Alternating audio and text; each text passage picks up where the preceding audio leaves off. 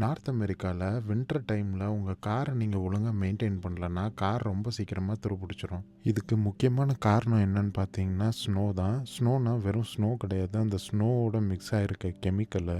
பொதுவா வின்டர் டைம்ல ஸ்னோ கட்டியா ஐஸா மாறும். அந்த டைம்ல அந்த ஐஸ் மேல நடக்கும்போது மக்கள் வழுக்கி விழுவாங்க. அத பிரிவென்ட் பண்றதுக்காக பெரும்பாலான கடைகள்ல என்ன பண்ணுவாங்க அப்படின்னு பார்த்தீங்கன்னா, டீஐசர் சால்ட் அப்படின்னு சொல்லி ஒரு சால்ட்ட தூவி விடுவாங்க. அதுதான் இங்க பச்சையா தெரியறதெல்லாம்.